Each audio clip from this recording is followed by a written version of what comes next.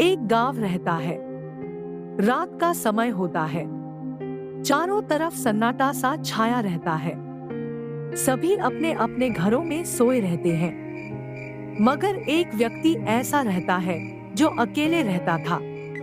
उसे रोज अजीबोगरीब आवाज सुनाई देती थी, इसलिए वह रात में सो नहीं पाता था। हे भगवान, यह कैसी डरावनी आवाज आ रही है। इतनी डरावनी आवाज में मैं सो नहीं पाता हूँ। इसके बारे में मुझे गांव वालों से बात करनी होगी। दूसरी सुबह वह अपने एक पड़ोसी के पास जाता है। अरे भाई हरिया, कल रात मेरे घर से बहुत ही डरावनी आवाज आ रही थी, जिससे मैं रात भर सो नहीं पाया। अरे भाई, यह क्या बोल रहे हो? मेरे घर से तो ऐसी कोई आवाज नहीं आ रही थी। नहीं नहीं हरिया, कुछ तो बात जरूर है। या तो हमारे गांव में कोई नया चोर चोरी करने के फिराक में है, या फिर हमारे गांव के ऊपर किसी भूत प्रेत का साया मंडरा रहा है। ठीक है, अगर ऐसी बात है और अगर तुम कहते हो तो मैं एक काम करता हूँ। जब शाम को हम अपने अपने कामों से वापस अपने घर लौट आएंगे, तभी मैं गांव वालों को इकट्ठा करके तुम्हारी यह बात सबसे बता देता हूँ, और सभी अपने घर के बाहर आज रात से ही पहरा देना शुरू कर देते हैं। जब शाम होती है तो सभी अपने अपने कामों से लौट आते हैं।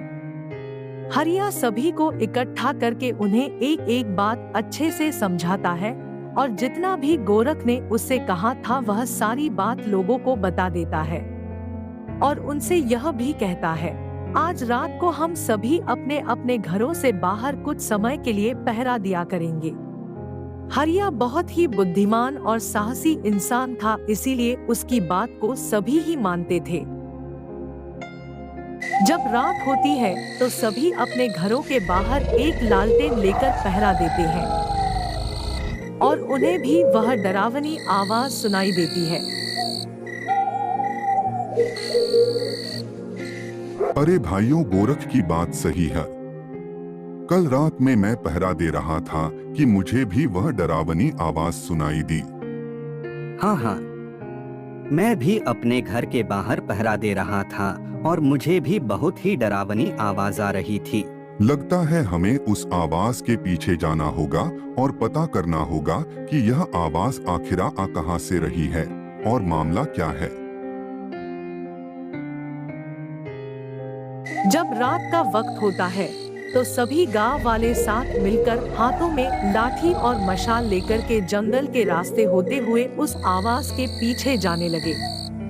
गांव वाले काफी घबराए हुए थे, मगर क्या करते, उनको उस आवाज का पता लगाना ही था। सामने एक गुफा दिखती है। वह सभी उस गुफा के अंदर चले जाते हैं। थोड़ी ही देर बाद उनके सामने अचानक से एक चुड़ैल आ जाती है। अरे बाप रे बाप, ये तो एक चुड़ैल है। भागो रे भाई भागो। वह सभी अपनी जान बचाकर वहां से भाग जाते हैं। दूसरे दिन वह सभी मिलकर अपने गांव के पंडित के पास जाते हैं। उसे अपनी सारी बात बताते हैं जो उनके साथ घटी होती है। उनकी बातें पंडित ध्यान से सुनता है और फिर कहता है, अरे गांव वालों, वो कोई चुड़ैल नहीं है।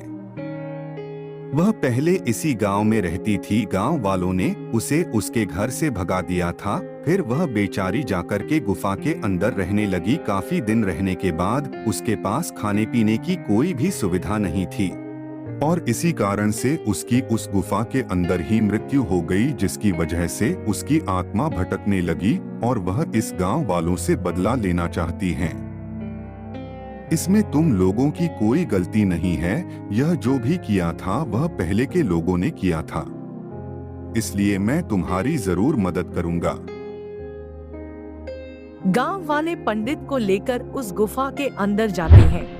अच्छा, तो तू आज इस पंडित को साथ लाया है। आज इस पंडित के साथ साथ तुम चारों की भी हड्डियां इसी गुफा में रहेंगी। मैं जानता हूँ तुम्हारे साथ गलत हुआ है, पर उसमें इन बेचारों का क्या कसूर है? अच्छा, तो मेरा क्या कसूर था जो गांव वालों ने मुझे मेरे ही घर से बाहर निकाल दिया था? इस गुफा में मेरी मृत्यु हो गई। पंडित उसे काफी समझा बुझा रहा था मगर उसे समझ नहीं आ रहा था। पंडित के काफी देर तक समझाने के बाद आखिरकार अंततः चुड़ैल मान गई और वह इस दुनिया से मुक्ति पाने के लिए वहां से गायब हो जाती है।